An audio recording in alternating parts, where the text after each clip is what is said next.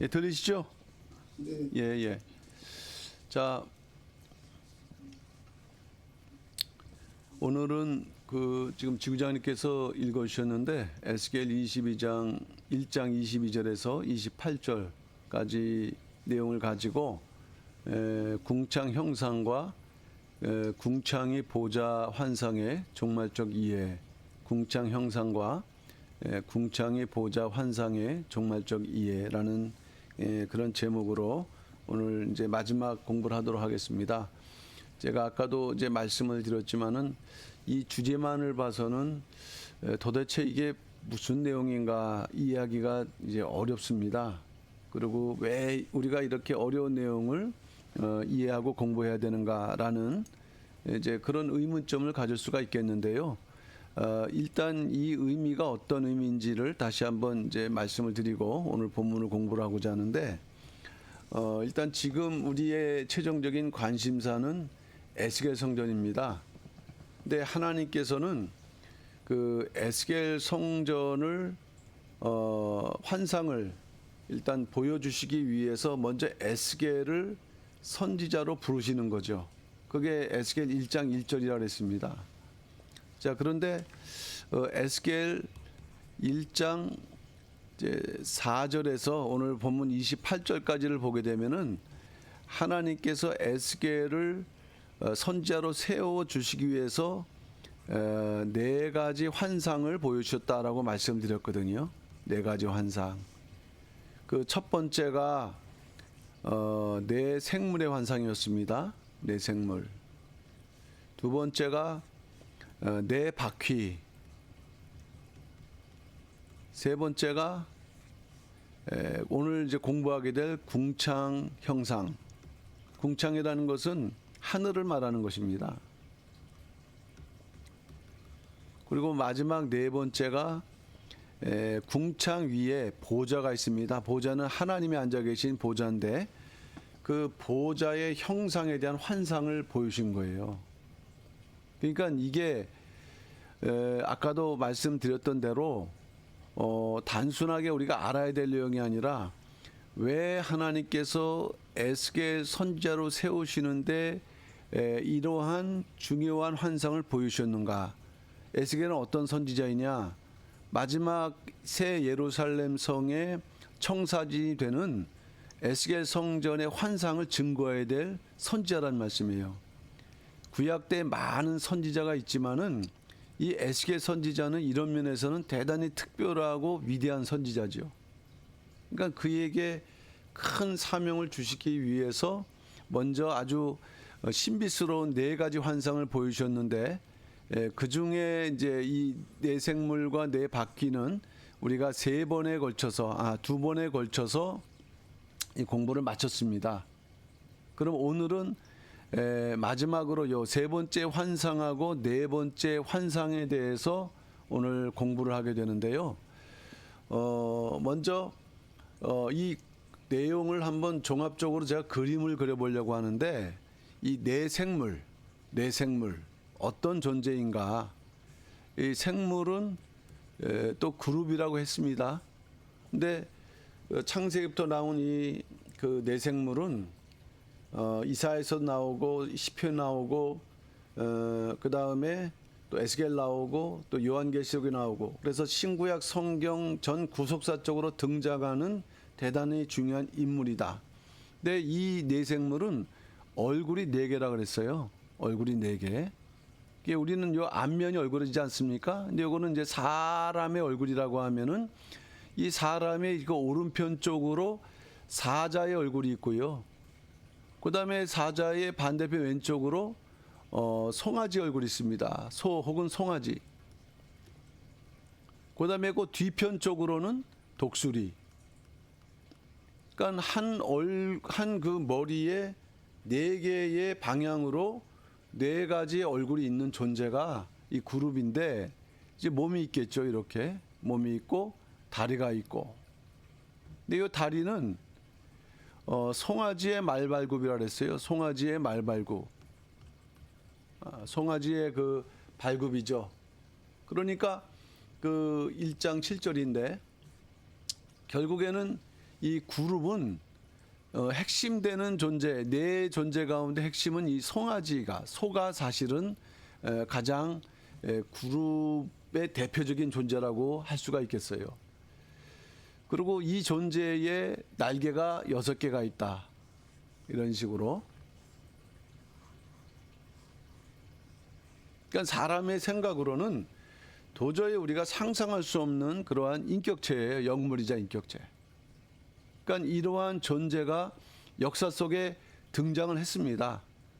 그런데 오늘 제목은 이러한 에스겔서에 나타난 환상을 종말적으로 이해하자. 왜냐? 에스겔 성전 자체가 종말적 의미를 지니는 것처럼 이 내생물이 종말적으로 이해가 되지 않고서는 사실 성경이 올바로 이해가 될 수가 없기 때문이죠. 자, 그래서 요것이 내생물이라 한다면요. 요 내생물에 또 바퀴가 있어요. 이 바퀴라는 것은 이렇게 굴러가는 거 아니겠습니까? 근데 바퀴가 4개가 있어요. 얼굴마다. 이렇게 앞으로, 뒤에. 그래서 요것은 떨어져 있지만은 일체감 있게 움직이는 역할을 하고, 바퀴. 4바퀴가 있고요. 자, 그 다음에 이제 뭐가 있냐면은, 요 내생물, 4바퀴까지 설명을 드렸는데, 요 존재 위로 에스겔에게 보여준 게 뭐냐면, 요 위로 이 궁창이 있는 것입니다. 궁창. 궁창이라는 것은 넓은 하늘이에요. 하늘. 여기에 넓게, 내생물 머리 위로 넓게 궁창이 펼쳐져 있는 환상을 보여주셨고, 마지막으로 이 궁창 위에 하나님이 앉아 계신 보좌가 이제 보이는 거예요. 근데 보좌만 보이는 게 아니라 보좌에 앉으신 이가 사람의 형상처럼 앉아 계시다. 이것이 바로 우리 지구장님이 읽어주신 오늘 에스겔 1장 22절에서 28장까지 이제 내용 중에서 요 지금 설명드린 내용이 되겠습니다. 그러면 내생물, 4바퀴는 어떤 종말적 이해를 갖느냐 하는 것은 이제 말씀을 이미 드렸고, 오늘 이 궁창하고 이 보좌가 어떤 이제 의미, 그 당시 어떻게 나타났고 이것이 종말적으로는 어떤 의미가 있는가 하는 것을 오늘 공부를 하도록 하겠습니다. 첫째로 궁창 형상의 환상이라 했습니다. 궁창 형상의 환상. 말씀드렸던 대로 궁창은 생물의 머리 위에 이렇게 펼쳐졌다 그랬어요. 생물의 머리 위에. 에스겔 1장 22절 말씀 보면 그 생물의 머리 위에는 수정 같은 궁창의 형상이 이렇게 펴 있다 그랬죠. 근데 그 머리 위로 그 참 엄청난 그 형상이 펼쳐지니까 에스겔이 보기에는 두려웠다라는 말씀이었습니다. 요 그 궁창이라는 말은 히브리 말로 라키아라고 하는데 하늘, 넓은 공간. 이 궁창이 성경에 처음 등장한 장소는 창세기 1장 6절입니다. 1장 6절. 1장 6절은 하나님께서 이제 6일 동안 창조하실 때 둘째 날 창조할 때 둘째 날은 궁창을 창조한 겁니다. 궁창. 물이 있었는데 그 궁창을 창조하다 보니까 물과 물로 나뉘었다 그랬죠. 그러니까 이 물, 윗물과 그 다음에 물, 아랫물. 그러니까 이러한 물이 있었는데 거기에 중간에 궁창을 창조함으로 윗물, 아랫물로 나뉘어졌다. 이것이 창세기의 기록입니다. 그러니까 궁창은 히브리인들은 일반적으로 우리가 생각하는 하늘 혹은 그 뭐라고 합니까? 그 어떤 공간, 그 하늘의 공간을 이제 생각하게 하는 이제 표현이고, 그 궁창의 형상은 보기에 심히 두렵다라고 이렇게 성경은 기록을 하고 있습니다. 자, 그런데 이 궁창 형상의 위에 아까 보좌가 있다 그랬습니다. 보좌에 앉으신 하나님. 보좌는 하나님의 처소니까요. 그 처소에서 하나님의 음성이 들렸다고 그랬어요. 에스겔 1장 25절. 그 머리 위에 있는 궁창의 또 위에서부터 궁창 자체가 아니고 궁창의 그 위에 계신 보좌에서 음성이 나더라. 음성이 날 때 하나님께서 말씀하시니까 하나님을 섬기는 그 생물들이 날개를 들이우더라. 그 경외하는, 하나님을 경외하는 모습을 취하는 거죠. 여기서 우리 성도님들이 생각해야 될 부분이 뭐냐면 지금까지 설명드렸던 네 생물과 네 바퀴 그 위에 이제 궁창을 생각하시고 그 형상인데, 자, 그 위에 하나님의 보좌가 있구나. 하나님의 보좌가 있구나. 그리고 거기에서 하나님의 말씀이 선포되고 있구나라는 그런 이제 환상을 보여줄 때 1차적으로는 하나님께서 이런 환상을 보여주심으로 말미암아 이 말씀의 출처가 바로 하나님 보좌구나, 하나님이시구나라는 것을 에스겔이 깨닫게 하시는 거예요. 에스겔이 그러면 그러한 자기가 전해야 될 말씀의 출처가 야, 이게 하나님이 말씀하시는 거구나라는 믿음을 가지면 얼마나 더 정확하고 철저하게, 그러니까 자기 생각이나 임의대로 뺐다가 넣고 이런 일을 안 하는 거죠. 아담이 범죄하고 하와가 범죄했던 게 아담을 통해서 전해신 그 말씀을 하와가 넣기도 하고 죽을까 하노라, 정령 죽으리라 말씀했는데 이렇게 넣기도 하고 죽을까 하노라, 이런 식으로 하나님의 말씀을 가감하는 그런 모습을 보여줬거든요. 자, 그래서 우리는 일단 이 궁창 형상을 이렇게 간단하게 설명할 수 있는데, 여기서 짚고 넘어가야 될 부분은 그 위에 하나님의 보좌가 있구나. 그러니까 내 생물과 하나님의 보좌, 혹은 하나님의 보좌에 앉으신 그 하나님의 그 영광의 형상과 이렇게 그 고리 역할을 하는 것이 이 네 환상 중에서는 궁창이라는 것을 알 수가 있습니다. 자, 그러면 큰 두 번째로 궁창 위 보좌의 환상을 살펴봐야겠습니다. 이 궁창 위 보좌, 성경에서 보좌는 1차적으로 하나님의 보좌를 상징하죠. 하나님의 보좌. 그런데 왜 에스겔에게 그 보좌가 궁창 위에 있도록 보여주셨는가 하는 것은 여기에 이제 설명드렸던 대로 하나님의 보좌가 모든 피조 세계보다 높은 곳에 있다라는 것을 암시하는 것이죠. 그러니까 가장 높은 곳에 계신 하나님임을 이제 간접적으로 증거하는 것입니다. 일단 이사야서 6장 1절 말씀 볼 때 주께서 높이 들린 보좌, 그러니까 이 높이라는 것은 막연하게 어떤 거리상의 높이를 말하는 게 아니라 가장 최상에 계신 분이다라는 것을 증거하는 말씀입니다. 자, 근데 두 번째가 중요합니다. 두 번째.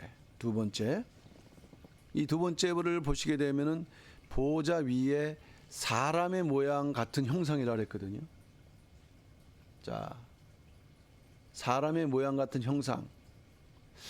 여기서 우리가 하나의 의문점을 가져야 될 것은 왜 하나님께서 사람의 모양 같은 형상으로 계시를 하셨는가 하는 것이에요. 일단은 하나님은 영이시기 때문에 영은 그 형상이 없어요. 형체가 없어요.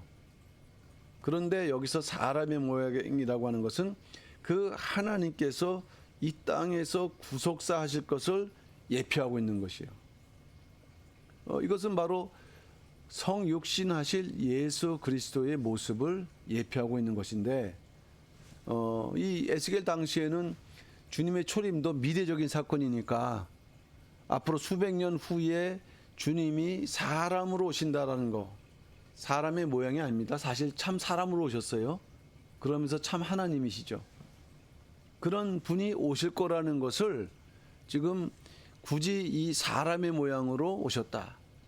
그러니까 결국 이 에스겔에게 그 보여줬던 환상은 이것은 앞으로 이제 일어나게 될 것을 에스겔을 통해서 계시를 하고 있다라고 보시는 게 정확합니다. 자, 에스겔 1장 26절 말씀. 그 보좌의 형상 위에 한 형상이 있는데 사람의 모양 같더라 그랬습니다. 사람의 모양 같더라. 이게 바로 이것이 성육신, 이 구속사에 나타난 하나님의 역사를 암시하고 상징한다. 자, 그런데 여기서 또 하나 추가적으로 그 계시하고 있는 부분이 뭐냐면은 사면 광채 모양이에요. 사면 광채 모양을 많은 자연 만물 가운데에서 비, 구름, 무지개로 설명하고 있다. 사면 광채, 그 보좌 사면 광채의 모양을 설명했습니다. 에스겔 1장 28절 말씀 보니까 그 사면 광채 모양은 비 오는 날 구름에 있는 무지개 같으니 이는 여호와의 영광의 형상이 모양이라. 자, 핵심은 뭐냐면 비도 구름도 아니고요. 비 오는 날에 구름 낄 때 해가 뜨면은 생기는 이 무지개가 여기서는 핵심인데, 이 무지개를 통해서 뭐가 나타나냐면은 여호와의 영광의 형상의 모양이라 그랬어요. 성경에는 많은 자연 만물이 하나님의 그 섭리를 예표를 하는데, 그 중에서 무지개가 예표하는 것은 뭐냐? 이 여호와의 영광, 하나님의 영광이 나타난 모습을 표현한 게 무지개다. 여기서 우리는 이 비와 구름과 무지개의 관계를 정확하게 이해를 하셔야 돼요. 왜 하나님께서는 이러한 자연 만물의 그 요소를 통해서 그 이제 영적인 내용을 말씀하시냐, 뭐를 말씀하고 있느냐? 자, 일단 뭐 지난번에도 간단하게 설명드렸는데요. 비는 어떻게 오느냐? 일단은 이제 이 지구상에 육지가 있고 바다가 있습니다. 또 강일 수도 있고요. 물이죠. 해가 뜨면요, 이제 열기에 의해서 바다에서도 이제 그 증발이 돼서 이 수증기가 하늘로 올라가게 되는 거 아니겠어요? 공중에서 구름을 이루게 되고, 어느 정도 이제 그 무게 밀도가 생기게 되면은 이것이 다시 비로 내리게 되는 거거든요. 비로 내리는 거죠. 그런데 이 공중에 떠 있는 이 작은 공기방울들이 있을 때 비 온 뒤에 이제 해가 뜹니다. 해가 뜨면 해가 비치면서 이 햇빛이, 요 빛이 그 공중에 떠 있는 이 물방울들을 통과할 때 마치 이 프리즘이 생기는 것처럼 이제 그 물방울을 통과하면서 이 빛이 무지개로 이렇게 7가지 무지개로 나타나게 되는 거예요. 그러니까 우리의 눈에는 이 빛은 보이지 않습니다. 이게 무슨 색인지, 빛이 있는 건지, 색깔이 있는 건지 구분되지 않아요. 그러나 이 공중에 떠 있는 그 물방울을 통과할 때는 이 빛이 정체가 드러나는 거죠. 보니까 이 빛은 7빛깔이었구나, 무지개였구나. 우리가 이 빛이라는 것은 뭡니까? 하나님의 말씀, 하나님의 말씀을 상징한다 그랬습니다. 똑같은데 어떤 차이 있느냐? 이 공중에 떠 있는 이 물방울들에 의해서 이 빛의 정체가 드러난 상태가 무지개인 거예요. 무지개. 말씀이라 한다면은 이 말씀이 드디어 완전히 그 의미를 밝힌 상태를 우리는 무지개라고 볼 수가 있는 거예요. 그러니까 여기서도 보니까 무지개가 곧 하나님의 영광의 형상의 모양이라 할 때, 언젠가 무지개가 나타날 때 하나님의 영광의 형상이 우리들에게 나타날 것이다라는 그 예언적인 말씀이 여기에 담겨져 있다. 왜, 어떻게 할 수 있느냐? 아까 그랬지 않습니까? 하나님의 영광의 모양을 사람의 모양으로 한다고 할 때.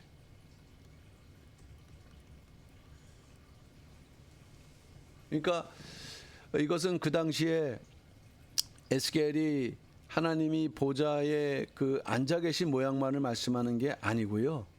이것은 그 당시와 더불어서 추후에 전개될 하나님의 구속사를 예표하는 말씀이 된다. 이 비 오는 날 구름, 비 오는 날 구름. 이러므로 우리에게 구름같이 둘러싼 허다한 증인, 성경은 이 구름을 하나님의 증인들, 성도라고 그랬어요. 성도. 구별됐다 그랬죠. 왜? 요 바다, 혹은 요 육지에 있는 물들이 있는데 이것은 아랫물이라고 한다면 아랫물. 이 공중에 떠 있는 구름도 역시 사실은 성분은 H2O 물입니다. 그런데 뭐가 있냐면 햇빛을 받아서 이제 위치가 처소가 달라진 구별된 구원받은 그러한 존재를 상징할 때 성경은 구름이라고 말씀했어요. 아랫물은 이 범죄 타락의 그러한 처소라고 한다면 이 구름은 이제 영원한 변화 있기 전에 하늘의 시민권을 둔 상태를 말씀하고 있는 거죠.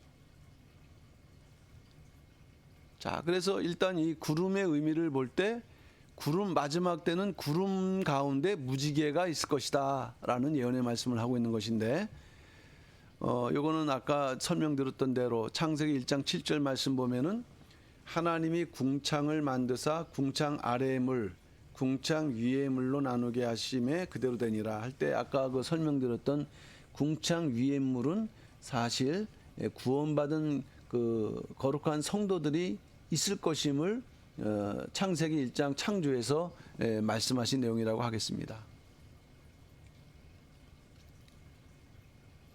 자, 에스겔 1장 28절 그 사면 광채의 모양은 비오는 날 구름에 있는 무지개 같으니 이는 여호와의 영광의 형상의 모양이라. 이 마태복음 마가복음 보게 되면은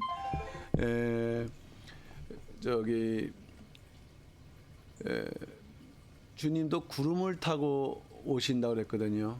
예.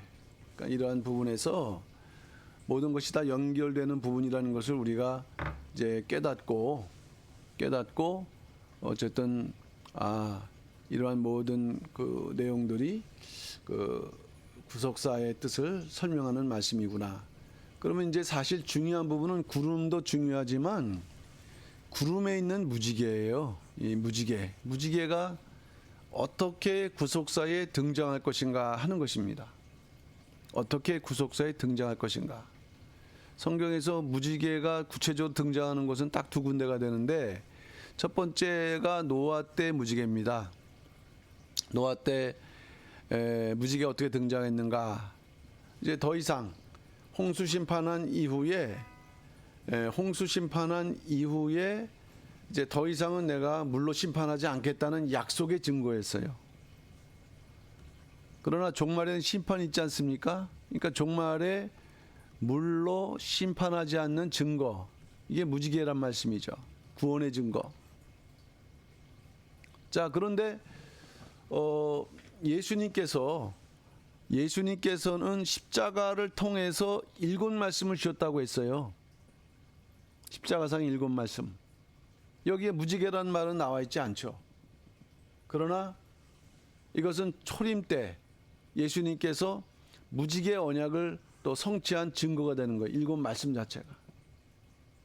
그러니까 7 말씀이 간단 요약하지만은 예수님께서 6시간 동안에 돌아가시면서 말씀하신 내용으로 실제로는 전 구속사를 함축하는 그런 아주 중요한 말씀인 거예요.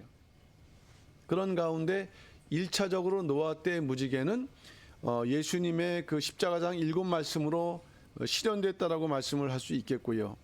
이제 창세기 9장 13절은 노아 때 말씀이거든요. 내가 내 무지개를 구름 속에 두었나니.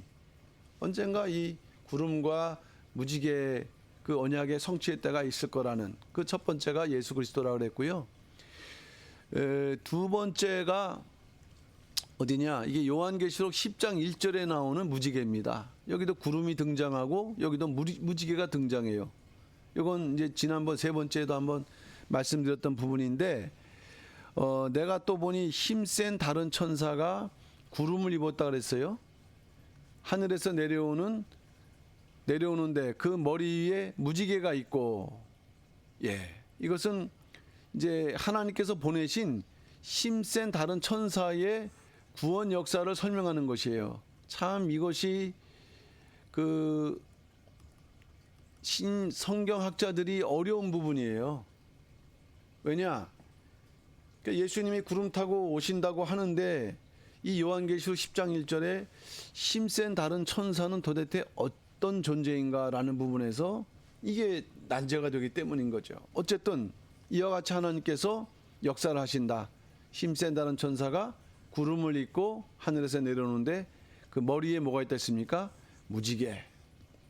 비록 이것이 비 오는 날 구름의 무지개 형상은 아니지만은 실제로 그 조건을 이렇게 성취를 하고 와서 이제 뭐로 합니까? 이 힘센 다른 천사는 하나님의 말씀을 밝히 드러내고 있다. 그러니까 큰 목소리로 하나님의 말씀을 이렇게 증거하고 있다. 그러니까 이미 종말에 이러한 역사가 있다는 것을 이미 에스겔 1장에서 예언적으로 말씀하고 있다는 것으로 우리가 이해를 하셔야 되겠습니다. 구름 속의 무지개. 자, 인자라고 그랬는데 성도죠, 성도. 하나님의 말씀의 선포 역사로 성취될 것이다. 이 구름 속의 무지개는 하나님의 말씀의 선포 역사가 있을 것이다. 인자를 통한 하나님의 말씀의 선포 역사가 있을 것이다라는 그러한 예언. 그래서 저희가 요 에스겔 1장을 종말적으로 이해를 할 때 해보자라고 할 때 이제 이러한 결론을 우리가 얻을 수 있겠습니다.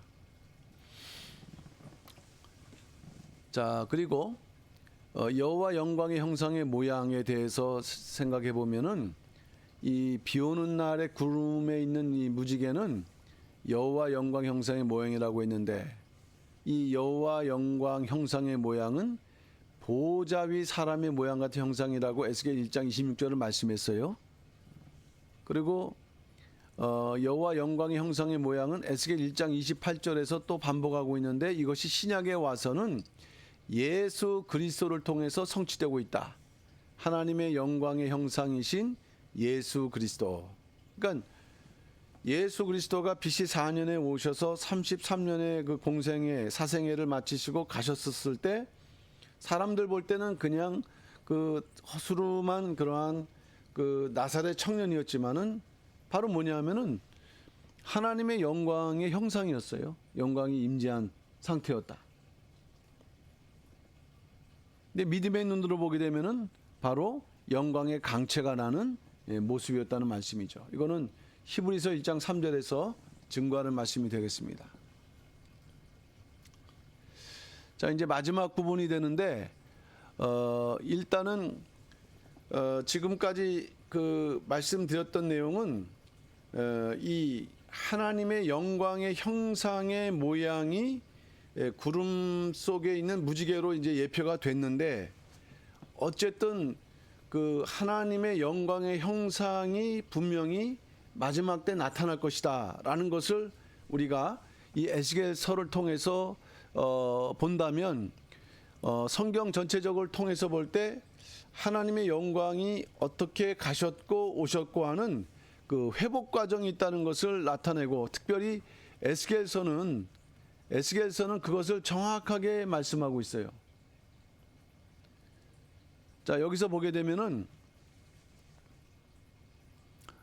일단 에스겔서에서 하나님의 영광이 처음으로 등장한 그 기록은 오늘 본문의 말씀이 되겠습니다. 에스겔 1장 28절.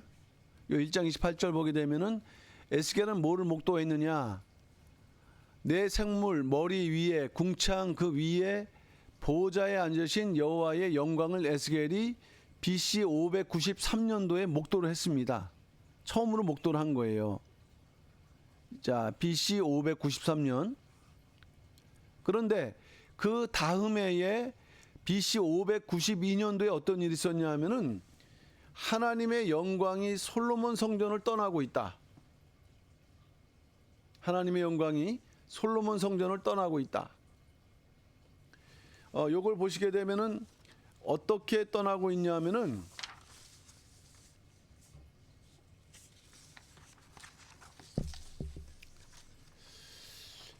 우리가 그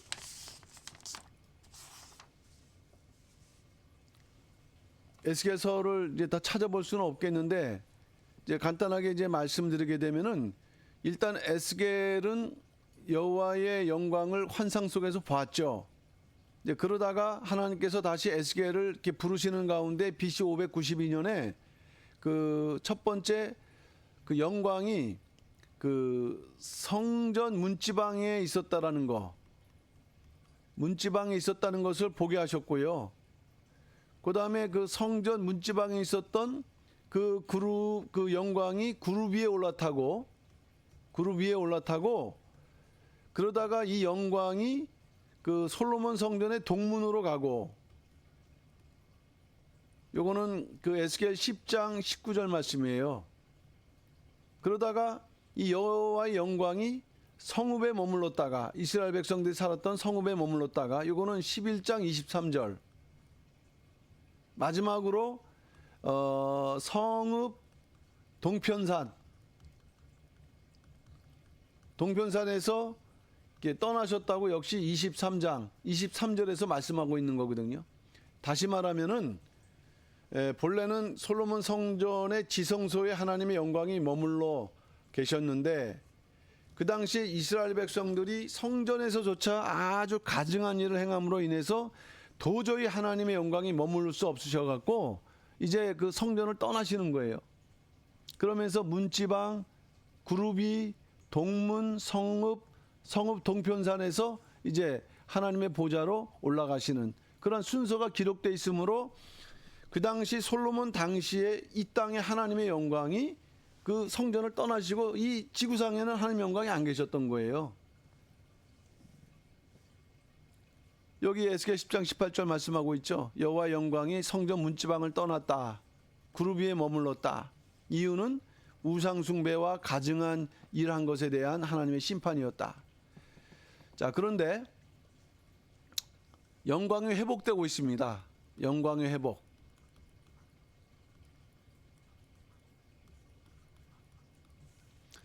에스겔 선지자가 새 성전에 다시 들어오시는 하나님의 영광을 보는데, 이게 이제 BC 573년이죠. 에스겔 43장 4절 말씀 보면은 여호와의 영광이 동문으로 말미암아 전으로 들어가고 그랬거든요. 에스겔 성전은 종말에 이루어질 성전이기에 사실상 마지막 때에 에스겔 성전에 이루어질 환상을 보여주신 것. 이것은 무슨 말씀이냐면은 에스겔 그 당시에 환상을 봄으로 영광이 회복됐다는 그런 의미가 아니고요. 에스겔 성전은 마지막 때 그 건축될 성전인데, 이 건축이 되면은 그때 하나님의 영광이 회복될 것이다라는 것을 예표하고 있는 말씀이에요. 그러니까 이것은 그 당시 상황이 아니고요, 마지막 때를 예표하는 말씀이다. 자, 그런 영광의 기록이 있고, 그 다음에 네 번째가 예수 그리스도의 성육신에 나타난 하나님의 영광으로 등장한 것이 AD 26년 요한복음 1장 14절 말씀 보면은 말씀이 육신이 되어 우리 가운데 거하심에 우리가 그 영광을 보니 아버지의 독생자의 영광이요. 이제 영광은 영광인데 아버지의 영광이 아니고 독생자의 영광이라 했습니다. 그러니까 예수님의 초림도 사실은 영광이 임하신 것을 말씀하고 있는 것이에요. 그리고 이제 다섯 번째, 이제는 초림 이후에 언제 후 3년 반이라는 환란 직전에 에스겔 성전이 건축되게 되어 있습니다. 에스겔 성전의 건축.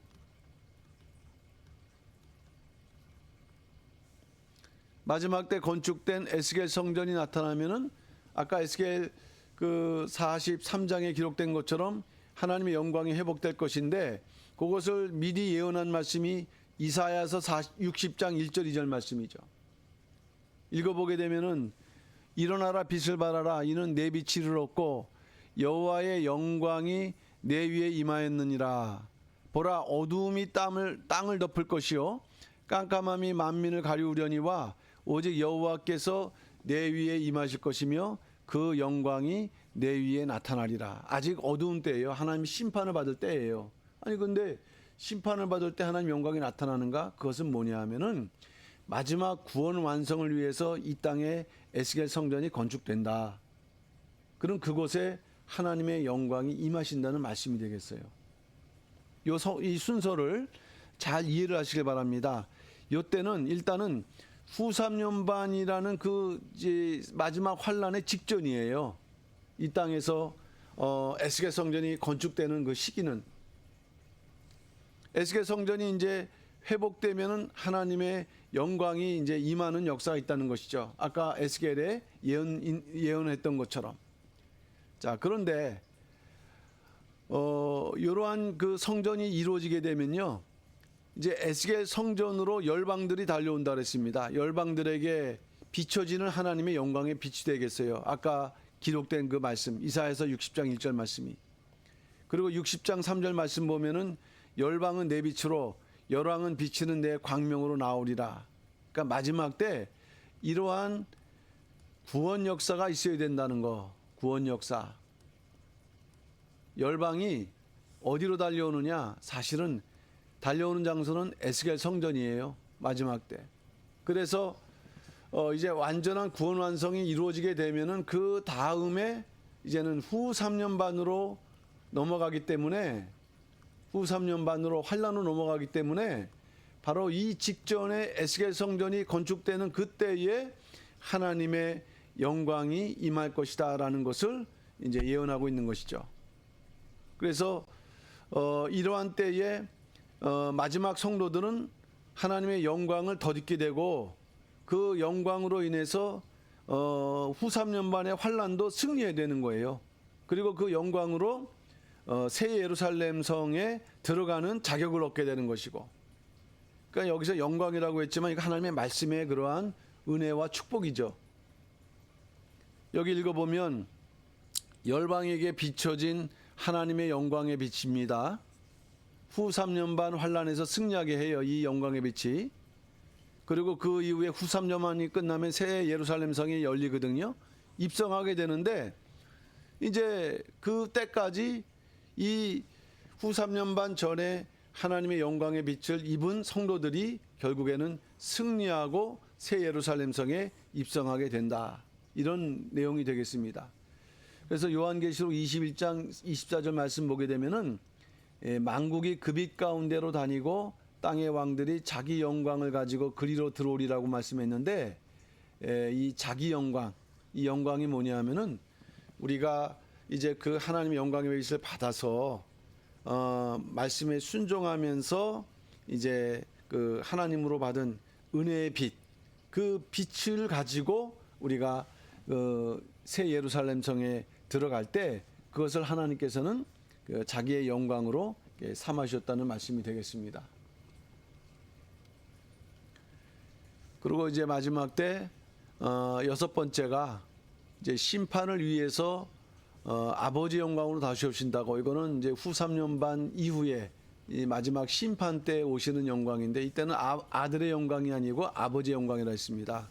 마태복음 16장 27절 말씀 보면은 인자가 아버지의 영광으로 그 천사들과 함께 오리니 그때에 각 사람의 행한 대로 갚으리라. 그러니까 요 5번하고 6번을 여러분들이 잘 이해를 하셔야 돼요. 어떻게 보면은 여기 오늘 핵심인데, 5번은 후 3년 반 환란 직전 이 땅에서 이루어지는 구원의 역사를 영광으로 표현한 것이고, 6번은 이제 후 3년 반 이후에 최후의 심판을 위해서 아버지의 영광으로 이 땅에 오시는 그 재림의 사건을 말씀하고 있는 것입니다. 그리고 환란을 이긴 성도들은 어디로 들어가느냐? 새 예루살렘에 들어가는데 거기에 또 하나님의 영광이 비춰진다라고 말씀했어요. 요한계시록 21장 23절. 그 성은 해나 달에 비침이 쓸데없으니 이는 하나님의 영광이 비치고 그 어린 양이 그 등이 되심이라. 하나님의 영광이 비친다고 말씀했습니다. 그러니까 이 새 예루살렘 성은 그냥 하나님의 영광이 비춰지는 장소다. 그러니까 영광이 또 자기 만국의 영광, 자기 영광이 있는 자들만이 들어갈 뿐만 아니라 들어가면은 마지막 하나님의 영광으로 비춰주신다라는 것이 이제 그 하나님의 영광에 관련된 마지막 결론이라고 할 수 있겠습니다. 자, 이제 결론적인 부분으로 들어가는데, 구속사에서 가장 큰 주제가 있다면 그것은 바로 하나님의 영광입니다. 하나님의 영광. 하나님의 영광은 하나님의 임재로 나타나는데 초림과 재림에서 나타난다. 그리고 성도는 하나님의 영광을 위해 창조된 존재이므로 하나님의 영광을 위해서 살아가야 된다. 이사야서 43장 7절 무릇 내 이름으로 일컫는 자고 내가 내 영광을 위하여 창조한 자를 오게 하라. 그들을 내가 지었고 만들었느니라. 그러니까 저나 여러분들이 삶의 목적이 뭐냐? 바로 하나님의 영광을 위해서 살아가야 된다는 거. 고린도전서 10장 31절 말씀 보게 되면은 그런즉 너희가 먹든지 마시든지 무엇을 하든지 하나님의 영광을 위하여 하라. 그러니까 먹든지 마시든지 하여튼 모든 그 행동의 그 중심에 하나님의 영광, 이게 하나님께 유익이 될까? 하나님께 뭔가 기쁨이 될까? 하는 이러한 어떤 그 기준을 가지고서 살아가는 게 성도고, 또 그러한 삶을 사는 사람들이 바로 이제 자기 영광 있는 사람이에요. 만국의 영광 있는 사람이고, 또 이제 환란을 통해서 새 예루살렘에 들어갈 수 있는 자격자가 된다는 말씀이 되겠습니다. 자, 이제 결론적으로 말씀드립니다. 이제 그동안에 공부했던 거 좀 뭐 한 달 넘어 띄엄띄엄 공부해서 이것이 좀 종합적으로 이해가 될지 어쩔지는 잘 모르겠습니다만은 어쨌든 하나님께서 에스겔 선지자에게 보여주셨던 네 가지 환상은 이거는 성도들에게 보여주신 환상이다라고 이해를 하시면 되겠습니다. 네 생물의 환상, 네 바퀴의 환상, 그 다음에 궁창 형상의 환상, 궁창 위 보좌의 형상의 환상, 이 네 가지 환상을 보여주셨어요. 이게 각각의 종말에 관련된 그런 계시를 우리에게 주고 있는데 그것을 다 우리가 이해를 해야 되겠다. 마지막 이제 결론적인 부분인데 두 번째는 네 가지 환상 중에서 최종적인 주제는 뭐냐? 이 마지막 오늘 공부한 궁창의 보좌 위에 앉으신 여호와의 영광이 되겠습니다. 여호와의 영광. 여호와의 영광이 이 땅에 임재할 것이다라는 거. 또 성도는 그 여호와의 영광을 위해서 살아야 된다. 왜? 에스겔 성전에 들어가는 자격자가 되기 위해서. 이런 말씀을 우리에게 주시는 거예요. 읽어보면 여호와의 영광의 환상은 하나님께서는 역사의 주관자이신 영광의 하나님이심을 증거하고 있다. 그리고 종말적으로 이 땅에 지어질 에스겔 성전에 하나님의 영광으로 임재하실 것이다. 이런 하나님의 구속 경륜을 깨닫는다면 이제 성도, 저나 여러분이죠. 성도는 이걸 깨달아야 된다. 하나님은 자기의 영광을 대단히 귀중하게 여기시는 거예요. 이제 영광을 받기를 창조를 하셨는데 영광을 제대로 받지 않으셨어요. 오히려 그 영광을 무시하는 게 죄고 타락이었거든요. 그러나 마지막 때는 내가 영광을 받으겠다. 그것을 철저하게 하나님께서 보여주시는 거예요. 그래서 에스겔 성전이 중요하다는 말씀이에요. 그 과정을 그대로 보여주고 마지막 때에 나타날 것을 그대로 보여주는 게 에스겔 성전인데, 근데 그것을 이렇게 풀어가는 첫 번째 그 내용들이 오늘 공부한 에스겔 1장 4절에서 28장에 기록되어 있는 바로 그 그룹 네 생물부터 오늘 보자 그 환상의 형상까지 내용이 되겠습니다. 그러니까 어쨌든 우리가 그렇게 살아야 되는데 살기 위해서는 먼저 깨달음이 필요하다는 것입니다. 깨달음. 이게 바로 구속사 시리즈 11권에 다 기록되어 있는 말씀이에요. 어려운 것 같지만 이미 다 에스겔서 그 11권에 등장하고 있는 말씀이라는 내용이죠. 그러니까 우리 성도님들이 이 내용을 그냥 어렵기 때문에 피해가면 안 돼요. 이건 정상입니다. 정상은 반드시 올라가야 되지 힘들다고 내려가도 안 되고 옆으로 비켜가도 안 된다는 거죠. 이게 이제 정상이 멀지 않을 때 깨닫고, 두 번째 하나님 영광의 빛에 나아갈 뿐만 아니라 하나님께 영광 돌리는 그 자기 영광의 삶을 살아야 된다 하는 것이 바로 이제 오늘 결론의 말씀이라고 한다면 우리 31대 교구 성도님들 조금 다소 어려울 듯 하지만 마지막 때가 이제 된 만큼 이런 어려운 하나님의 뜻을 우리가 마음속 깊이 깨닫는 가운데 이제 남아있는 그 생애를 이 하나님의 오직 영광을 위해서 내가 살아가야겠다. 그러한 각오와 결심으로 그렇게 되기 위해서 무엇입니까? 예배를 중시해야 되고요. 또 하나님께서 우리에게 맡겨주신 이 교구의 일도 우리가 성심껏 하는 그런 작은 일들이 하나님께 영광을 돌리는 삶이다. 그러한 성도들에게 승리의 삶을 주신다는 걸 믿으시고 이러한 믿음의 승리에서 믿음의 삶 속에서 승리하시는 우리 모든 31대 교구 모든 성도님들 되시기를 주님의 이름으로 축원합니다. 예. 자, 제가 기도하고 마치도록 하겠습니다.